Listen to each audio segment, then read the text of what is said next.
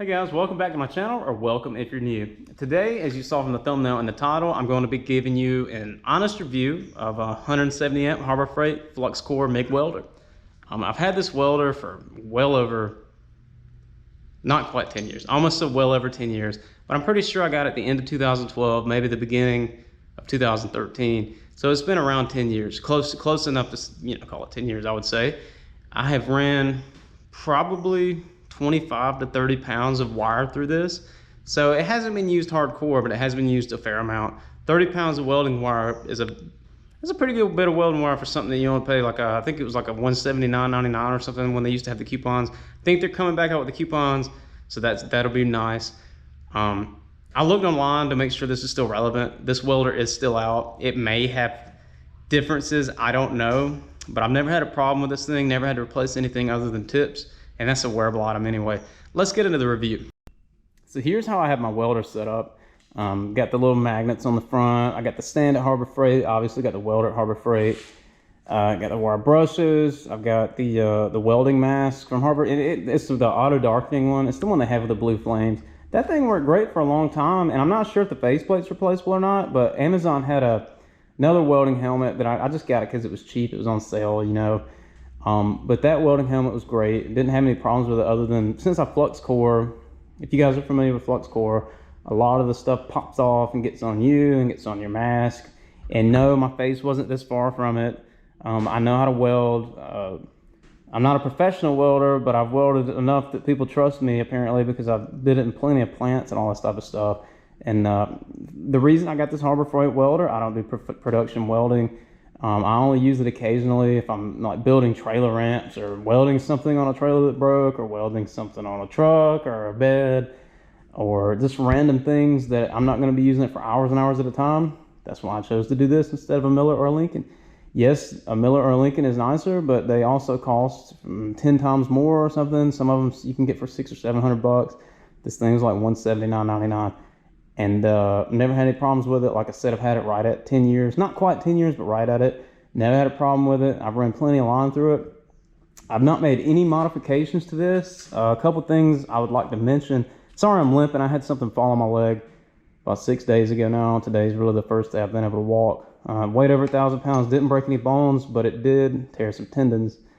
Anyways, now that I got the limping part out of the way, I wish this was longer. This is like the actual gun. It's very short. You gotta, whatever you're working on, you gotta have this really close to it. That being said, I also wish that the ground rod was longer. I also wish that the power cable was longer. What I did as, since I got on the car, that was one of the main reasons I had to get the car, so I could roll the stuff around and get it where I needed it. But I just installed a power outlet near the front of my shop, right over there. So I can back up whatever I need to weld on, or you know what I'm saying, just so I can roll the welder right to it.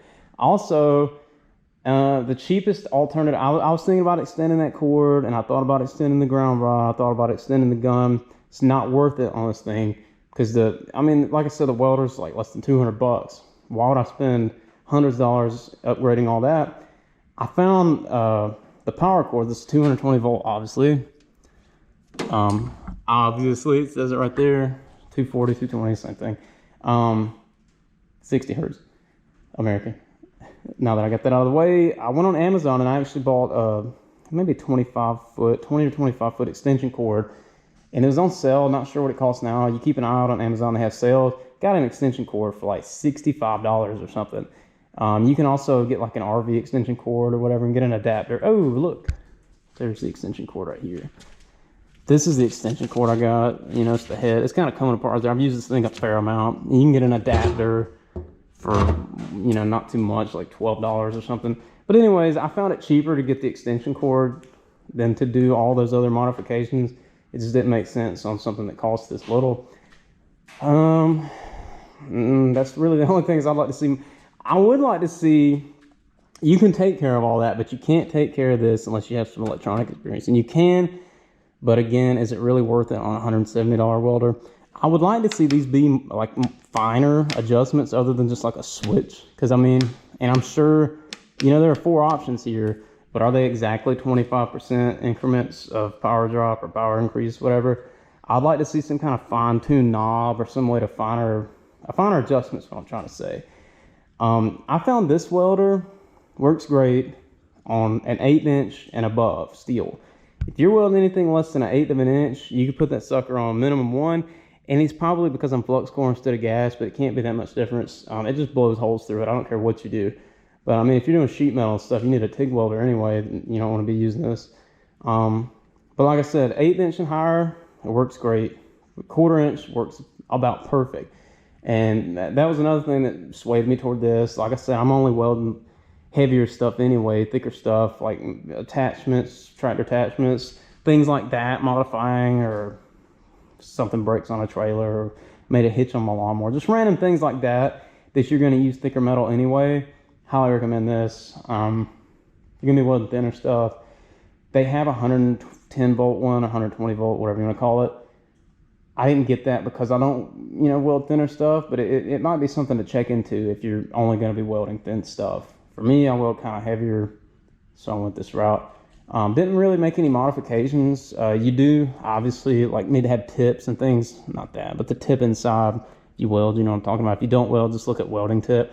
You gotta make sure that your tip is the same size as your wire. I use 35 thousandths. This you can put 23 thousandths and 35 thousandths wire. I just use 35 thousandths. Like I said, I weld thicker steel. So the only modification that I have made to this thing, and it's because I saved money on the welding wire, is this adapter.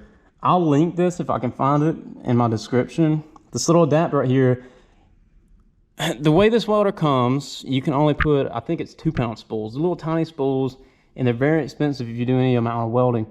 This is a 10-pound spool, but in order to get this 10-pound spool to work with this is the stuff that came with it.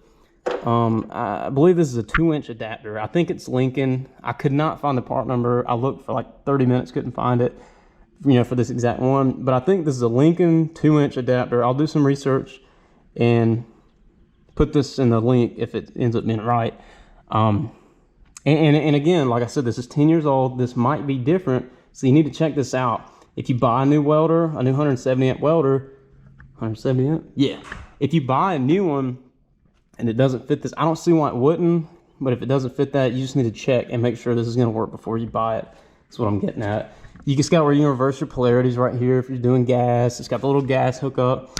Like I said, never use that. The wheel right here, you can put 35 thousandths or 23 thousandths, but it's got the little channels for that. I mean, it's just a really good welder.